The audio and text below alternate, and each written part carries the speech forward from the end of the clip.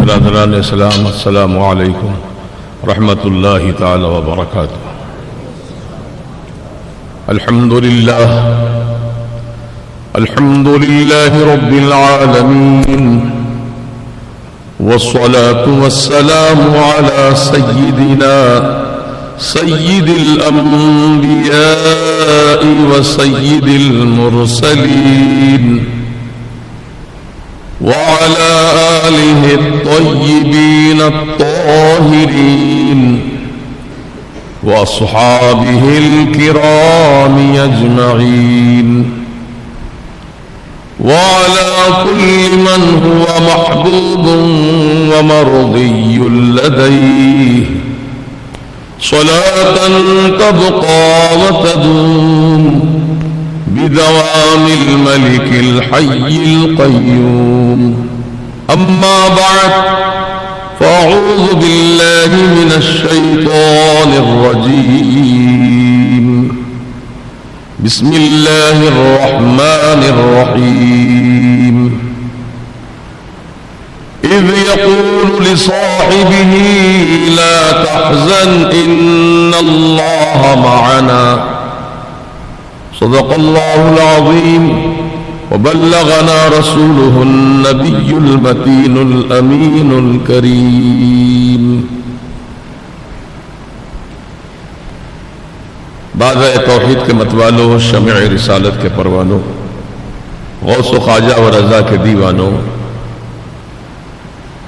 عقیدت اور محبت کے ساتھ کامل توجہ اور بھرپور وارفتگی کے ساتھ ہمارے اور آپ کے ساری کائنات کے آقا و مولا حضور پرنور شافع یوم النشور، بے کسوں کے کس، بے سہاروں کے سہارا، بے بسوں کے بس، بے چاروں کے چارہ، انی سے بے کساں چارہ سازے درد منداں، سیاح لامکاں، نابش ہفت آسماں، عرب کے سورج، عجم کے چاند، اللہ کے پیارے، ٹوٹے ہوئے دلوں کے سہارے، آقائے نامدار، مدنی تاجدار، سید ابرار و اخیار، احمد مختار محمد رسول اللہ صلی اللہ تبارک و تعالی علیہ وآلہ واصحابہ وبارک وسلم کی بارگاہ بے کس پناہ میں ہدیہ درود و سلام پیش کریں. اللہم صلی علی سیدنا و شفیعنا و نبینا و مولانا محمد معدن الجود والکرم وآلہ وبارک وسلم.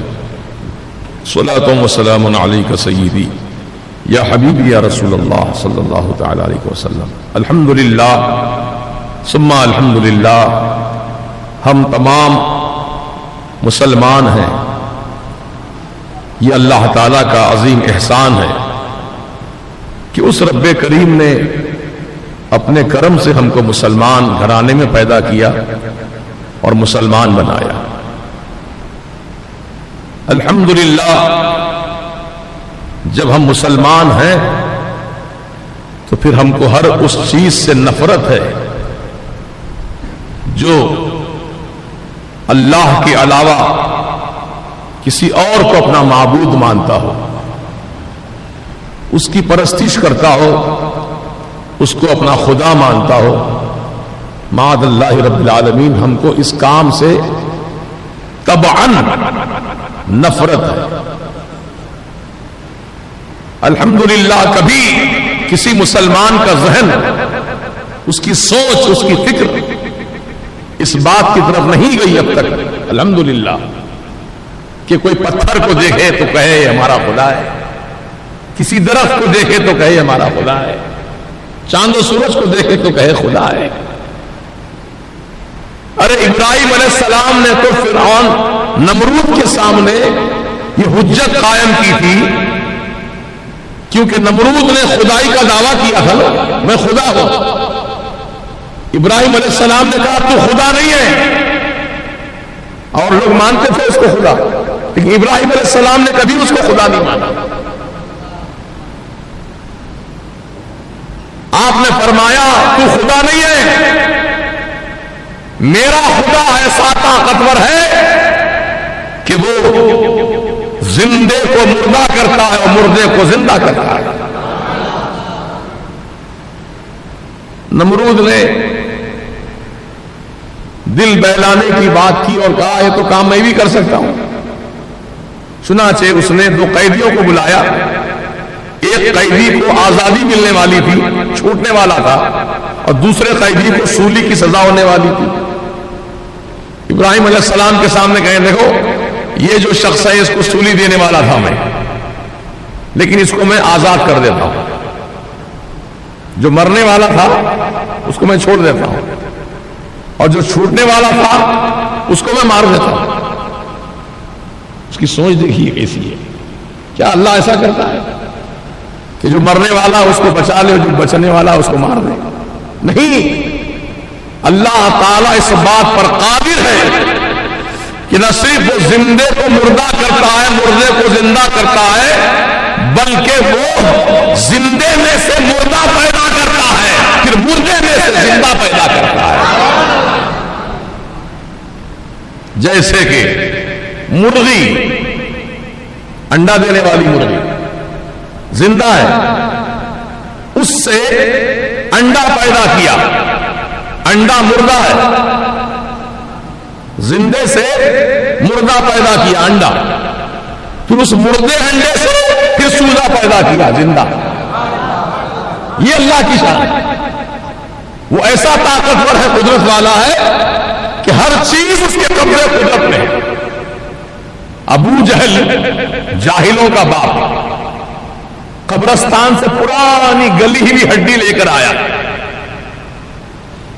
گلی ہوئی پرانی ہڈی لے کر آیا حضور کی بارگاہ میں.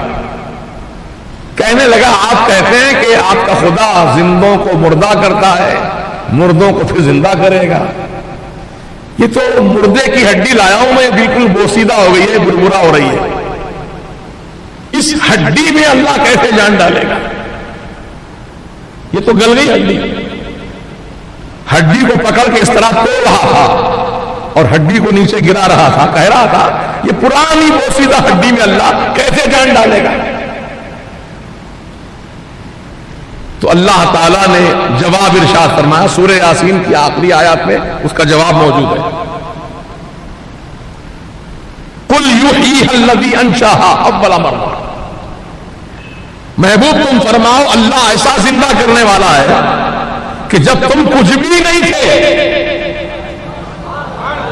تم کچھ تھے ہی نہیں، تو اللہ نے تم کو پیدا کر دیا. یہ تو ہڈی ہے، کچھ نہیں تھے تو پیدا کر دیا. یہ تو ہڈی ہے. اللہ پاک قادر ہے کہ ہڈی کو پھر زندہ زندگی دے دے. اور آپ کی معلومات کے لیے عرض کروں، انسان کی باڈی میں ریڑھ کی ہڈی کے نیچے ایک چھوٹی سی ہڈی ہے، بالکل باریک سی چھوٹی سی ہڈی ہے. انسان چاہے قبر میں گل جائے، سڑ جائے، یا آگ میں جلا دیا جائے جیسے کافروں کو جلاتے ہیں، یا پانی میں ڈوب کے مر جائے، سڑ جائے، لیکن وہ ہڈی جو انسان کی ریڑھ کی ہڈی کے نیچے ہے، چھوٹی سی ہڈی، نہ وہ آگ جلاتی ہے، نہ پانی سڑاتی ہے، نہ مٹی کھاتی ہے. اس کی وہ ہڈی وہ جوں کی تو رہتی ہے. اللہ پاک اسی ہڈی سے پھر دوبارہ زندگی عطا فرمائے گا. تو ہمارا خدا ایسا طاقتور ہے. اللہ تعالیٰ کی ذات پر، اس کی صفات پر ہمارا کامل یقین ہے. الحمدللہ ہم ایک خدا کے ماننے والے ہیں. تو جیسے ہمارے آپ کے عقیدے میں اللہ تعالیٰ کے سوا کوئی معبود ہے ہی نہیں، کیونکہ ہم مسلمان گھر میں پیدا ہوئے، بچپن سے لا الہ الا اللہ محمد رسول اللہ کے کلمہ پڑھتے آ رہے ہیں، سنتے آ رہے ہیں. اماں نے کہا بیٹا خدا ایک ہے، باپ نے کہا بیٹا خدا ایک ہے، مسجد کے امام نے کہا بیٹا اے اللہ کے بندو اللہ ایک ہے، سبوں نے کہا اللہ ایک ہے، پیر و مرشد نے کہا اللہ ایک ہے. تو ہم ایک اللہ کے ماننے والوں کے ماحول میں کہہ رہے ہیں اللہ ایک ہے. ماحول ہم کو ایسا ملا جہاں خدا وحدہ لا شریک کی صدائیں بلند ہو رہی ہیں. اللہ اکبر، اللہ بہت بڑا ہے، اللہ احد، اللہ ایک ہے. ماں نے بھی کہا اللہ احد، باپ نے بھی کہا اللہ احد، ہمارے بڑے بھائیوں نے، ہمارے رشتہ داروں نے، سب نے کہا اللہ ایک ہے. لیکن سیدنا صدیق اکبر رضی اللہ تعالیٰ عنہ ایسے ماحول میں پیدا ہوئے جہاں ہر طرف شرک ہی شرک تھا، شرک ہی شرک تھا. کوئی ایک خدا کا ماننے والا اس وقت موجود نہیں تھا. بتوں کی پرستش ہوتی تھی. خود سیدنا صدیق اکبر کی ماں بت کی پوجا کرتی تھی، آپ کے باپ بت کی پوجا کرتے تھے، آپ کا بچہ بت کی پوجا کرتا تھا. ماحول کیا ہے؟ پورا مشرکانہ ماحول ہے. بولیے، مشرکانہ ماحول ہے. اور ہم کو جو ماحول ملا اسلامی ماحول ملا. صدیق اکبر کو مشرکانہ ماحول ملا. اس کے باوجود قربان جائیں صدیق اکبر کے عقیدے پر ہم سب. پیدا ہونے کے بعد صدیق اکبر پیدا ہونے کے بعد کبھی کسی بت کو اپنا خدا نہیں مانا، جبکہ ماں مان رہی ہے، باپ مان رہے ہیں، سارا گھر مان رہا ہے خدا، دوسروں کو خدا مان رہے ہیں. لیکن صدیق اکبر نے کبھی غیر کو خدا نہیں کہا. اپنی ماں کے پیٹ میں تھے صدیق اکبر رضی اللہ تعالیٰ عنہ. آپ کی والدہ پوجا کرنے کے لیے جاتی تھی، بتوں کو پوجا کرنے جاتی تھی. صدیق اکبر ماں کے پیٹ میں پیدا نہیں ہوئے گی. آپ کی والدہ فرماتی ہے کہ جب میں بت کے سامنے جھکنا چاہتی تھی، ابو بکر اس وقت میرے پیٹ میں تھے، مجھے جھکنے نہیں دیتے تھے. اللہ اکبر. صدیق اکبر سے پوچھا گیا پیدا ہونے کے بعد، آپ کی ماں کہتی ہیں کہ جب آپ ان کے پیٹ میں تھے تو بت کے سامنے جھکنے نہیں دیا اپنی ماں کو؟ تو کہا ہاں میں اپنی ماں کے پیٹ کے اندر سے جانتا تھا میری ماں کہاں جا رہی ہے، کیا کرنے والی ہے، بت کے سامنے جھکنے والی ہے، تو میں اپنی ماں کے پیٹ میں ٹھہر گیا کرتا تھا. اس لیے ٹھہرتا تھا تاکہ میری ماں کو جھکنا نہ آئے بت کے سامنے. اللہ، یہ صدیق اکبر کا عقیدہ ہے. قربان جائیں صدیق اکبر کی عقیدت پر. سبحان اللہ، اللہ اکبر. افضل البشر بعد الانبیاء کی تحقیق، جو سارے دنیا میں نبیوں کے بعد انسانوں کی جماعت میں سب سے افضل ترین انسان جو ہے وہ سیدنا صدیق اکبر کی بات ہے. یہ شرافت اور کون لا سکتا ہے؟ بولو، یہ صفت اور کون لا سکتا ہے؟ کہ ماں کے پیٹ میں ہے پھر بھی ماں کو خود جھکنا تو دور کی بات ہے، ماں کو جھکنے نہیں دے رہے. یہ صدیق اکبر کی وحدانیت پر عقیدہ اتنا کامل اور مکمل ہے سبحان اللہ کہ الحمدللہ کہ ہم سب قربان جائیں ابو بکر صدیق رضی اللہ تعالیٰ عنہ کی عقیدے پر. محترم دوستو، تو ہم الحمدللہ ہم مسلمان ہیں اور ہم کو شرک سے نفرت ہے. بولیے، شرک سے نفرت ہے. ہم مسلمان ہیں، ہم ایک اللہ کے ماننے والے ہیں، نبی کو مانتے ہیں، نبی کی تعظیم بھی کرتے ہیں، نبی کا ادب بھی بجا لاتے ہیں، نبی سے محبت بھی رکھتے ہیں، لیکن نبی کی عبادت نہیں کرتے ہیں. عبادت تو خدا کی کرتے ہیں کیونکہ خدا ہمارا ایک ہی ہے. محبت نبی سے محبت ہے اور عبادت خدا کی ہے. ہم نبی پاک صلی اللہ تعالی علیہ وسلم کو بہت محبوب جانتے ہیں، ہر مسلمان جانتا ہے. چنانچہ حضور کی محبت میں کٹنا مرنا تو مسلمان ہمیشہ اپنے ذہن و فکر میں بسا کر رکھتا ہے. جیسا کہ ابھی آج ہی کی تازہ خبر اخبار میں نے پڑھی، سیاست اخبار میں، کہ باہر ملک میں، شاید یہ امریکہ کا واقعہ ہے، ایک اللہ کے عاشق رسول بندے نے ایک ایسے شخص کو ختم کر دیا جو نبوت کا دعویٰ کر رہا تھا. وہ قادیانی تھا اور وہ خود سے نبی ہونے کا دعویٰ کر رہا تھا. تو اس عاشق رسول نے اس کو ختم کر دیا، ختم کر دیا. نام ہے تنویر احمد. اخبار میں تفصیل موجود ہے. تنویر احمد نے جو کام کیا کس کی محبت میں کیا؟ نبی کی محبت. ممتاز احمد قادری شہید نے جو گورنر کو گولی ماری، کیوں ماری؟ نبی کی محبت میں. گستاخ رسول مسلمان کو پسند نہیں، نہ برداشت کر سکتا ہے. تو کہنا یہ چاہتا ہے فقیر آپ سے کہ مسلمان حقیقت میں وہی مسلمان ہے جو نبی کی محبت اپنی جان سے زیادہ رکھے. کس سے زیادہ؟ اپنی جان سے زیادہ نبی سے محبت. وہی تو ایمان والا ہے.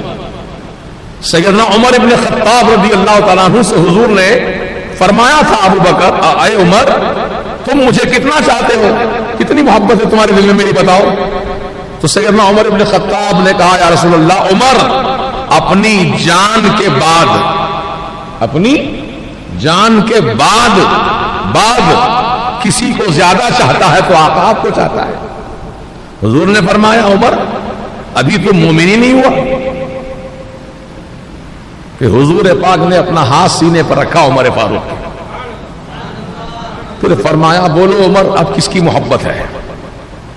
حضرت عمر پکار اٹھے یا رسول اللہ علیہ السلام، اب عمر اپنی جان سے بھی زیادہ آپ سے محبت کرتا ہے. جان سے بھی زیادہ آپ سے محبت ہے. آپ حقیقت یہی تھی.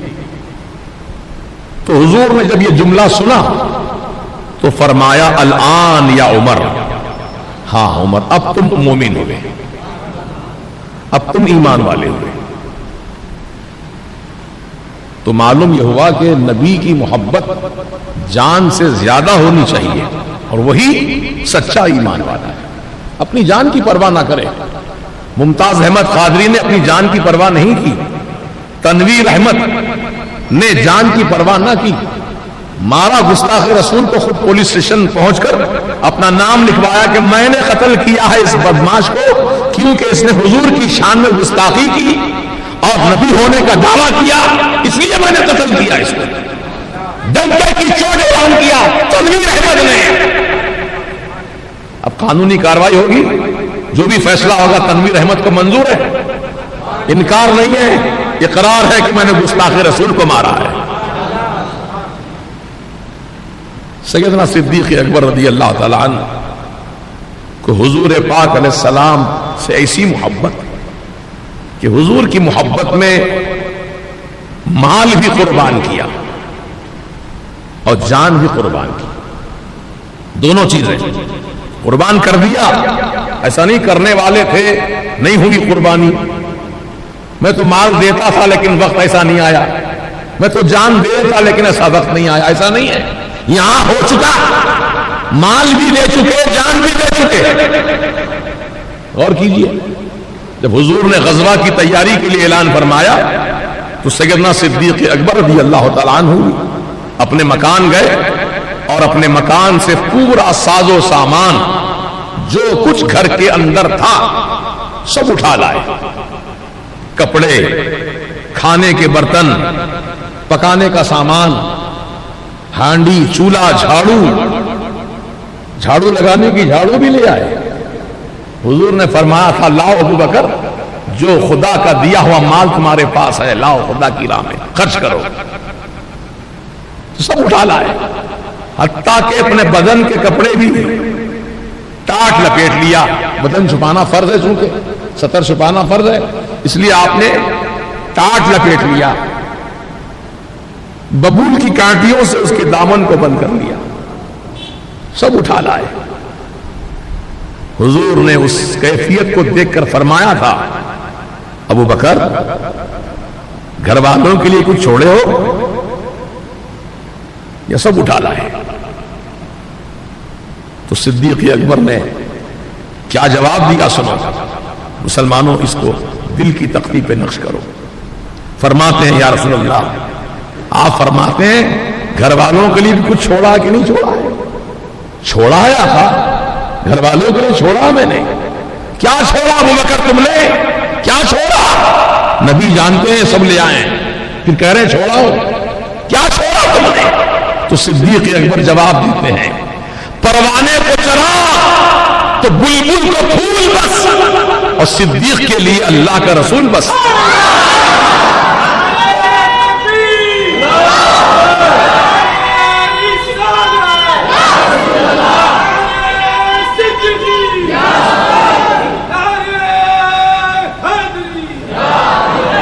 حضور میں نے آپ کو چھوڑا ہے اور کچھ نہیں, میرے گھر والوں کے لیے آپ بس ہے.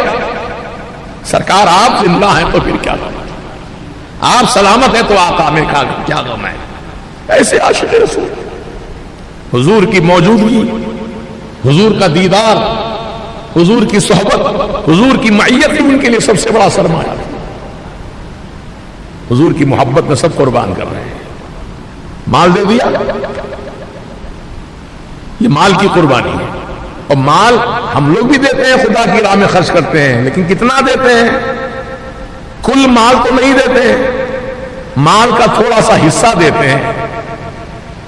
جب کبھی مانگا جاتا ہے لاؤ بھائی یہ کام کرنا ہے, اللہ کی راہ میں مال پیش کرو, تو کوئی کسی نے 1000 دیا, کسی نے 500 دیا, کسی نے 10,000 دیا, کسی نے 20,000 دیا, کسی نے 1 لاکھ دیا.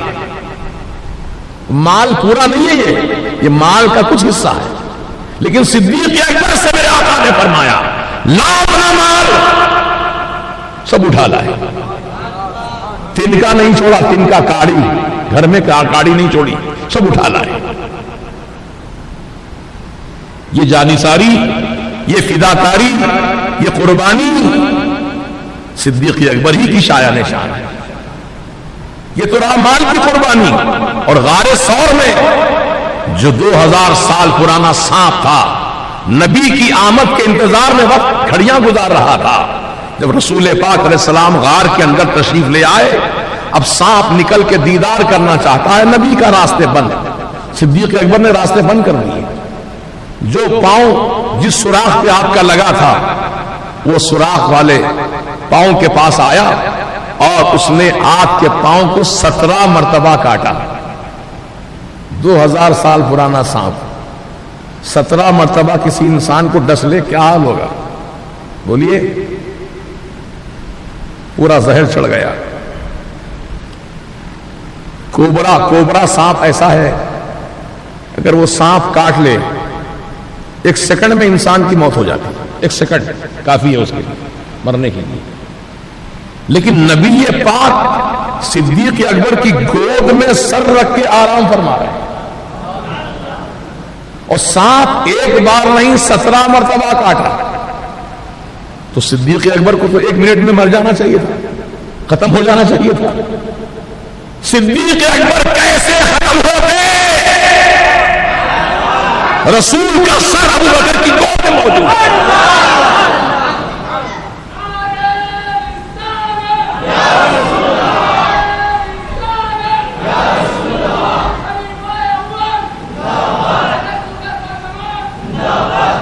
اور کیجئے, سیدنا ابراہیم علیہ السلام کی پیشانی میں نور محمدی جگمگا رہا تھا, تو فرعون کی آگ نہ جلا سکی.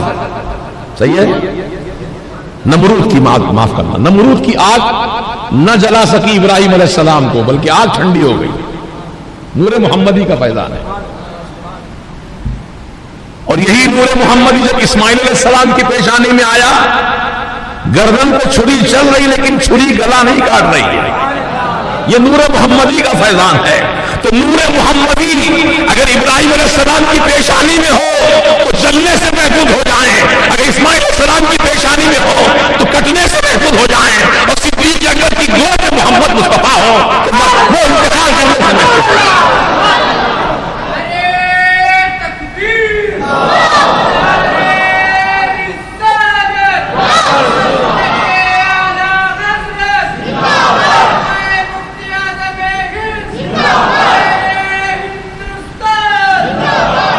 صدیق اکبر رضی اللہ عنہ کی گود میں حضور کا سر اور صدیق اکبر ختم ہو جائے، ایسا ہو ہی نہیں سکتا۔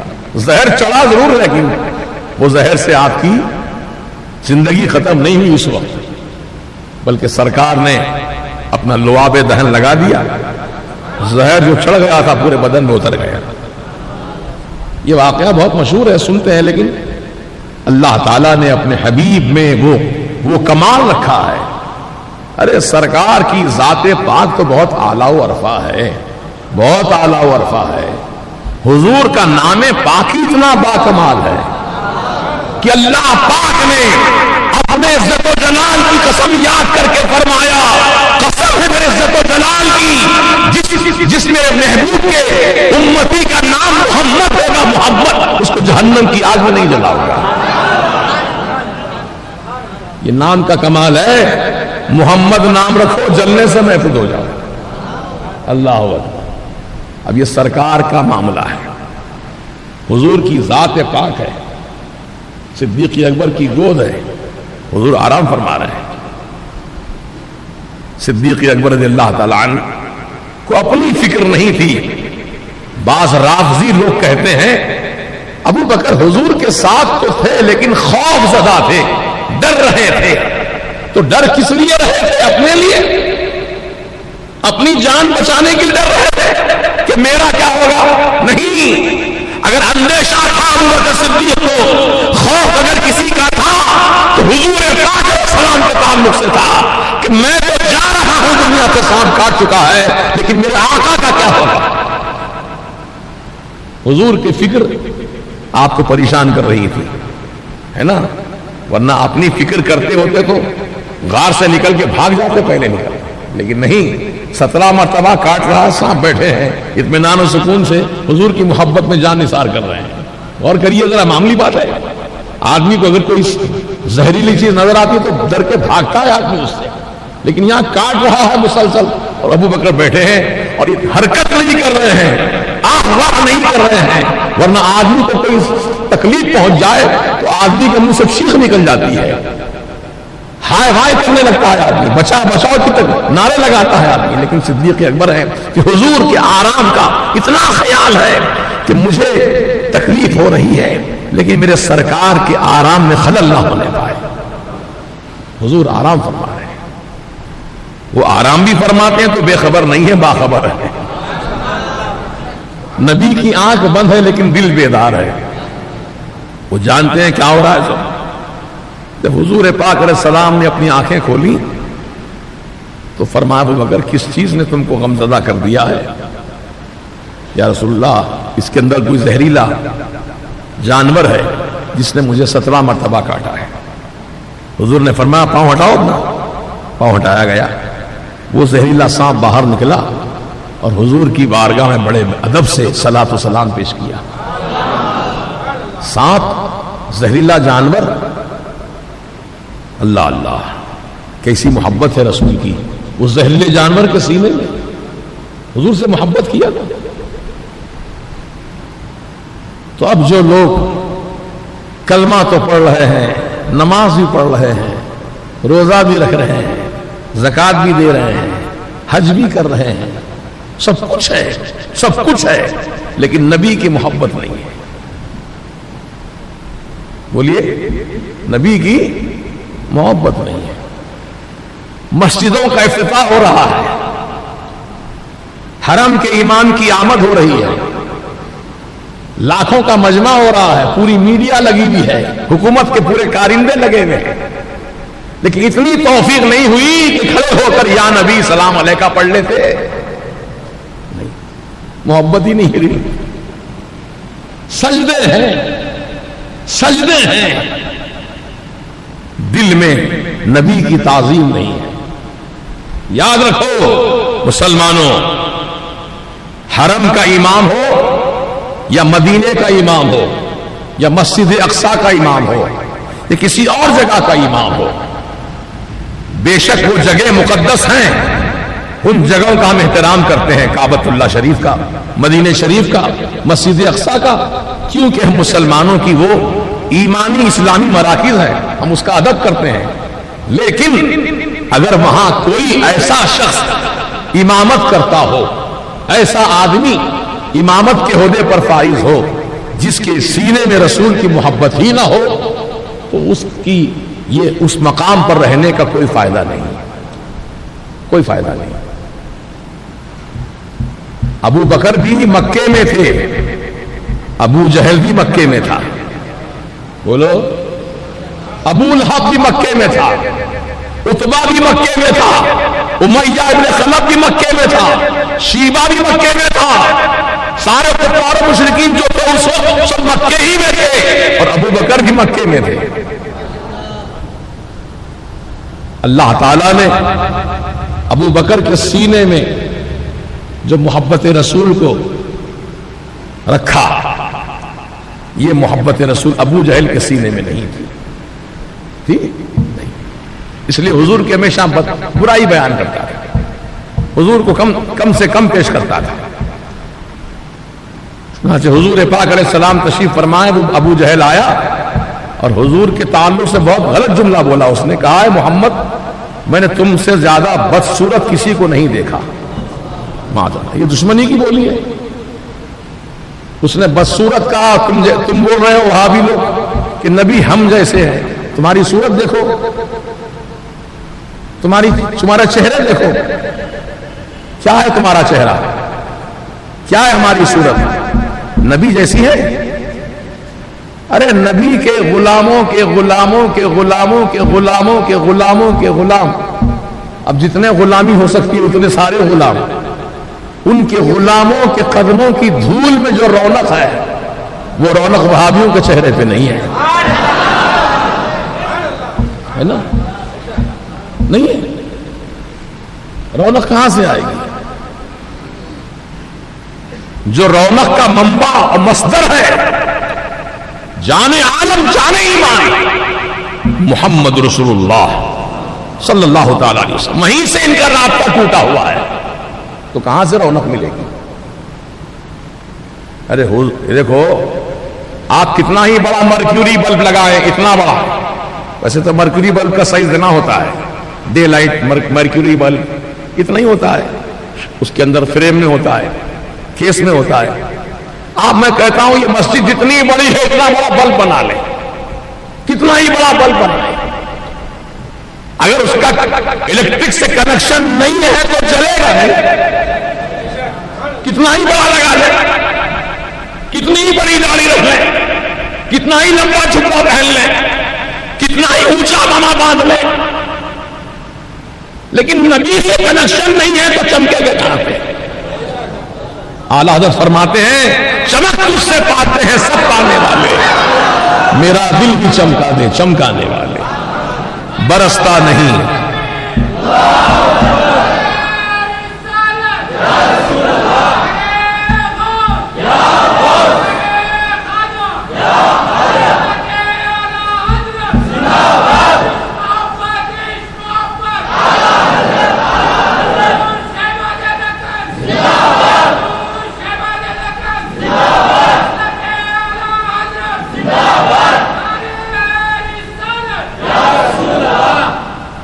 حضرات گرامی، تو رونق، نورانیت، تمکنت، ملاحت جو بھی ہے، ان سبوں کا تعلق سرکار کی ذات ہے، وہاں سے کنیکشن جتنا زیادہ مضبوط ہوگا، غلامی کا کنیکشن ہے نا، یہ رشتہ ایسا ہے، وہ ہمارے آقا ہیں، ان کے غلام ہیں، یہ غلامی کی نسبت جتنی مضبوط ہوگی قسم خدا کی اتنا ہی نور سے منور ہوگی۔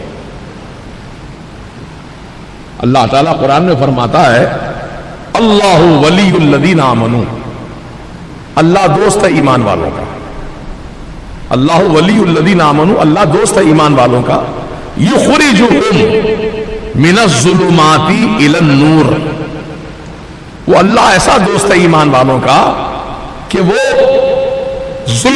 ظلمتوں سے، اندھیریوں سے نکال کر تمہیں نور تک لے جاتا ہے، نور تک لے جاتا ہے۔ وہ کہاں ہے نور؟ وہ نور مدینے میں ہے، وہ نور مدینے میں ہے، وہاں تک لے جاتا ہے، یعنی مطلب اس کا تعلق نورانی سرکار سے ہو جاتا ہے۔ اللہ پاک جب ایمان والوں سے محبت فرماتا ہے تو ان کو ظلمتوں سے اندھیریوں سے نکال کر انہیں نور تک لے جاتا ہے.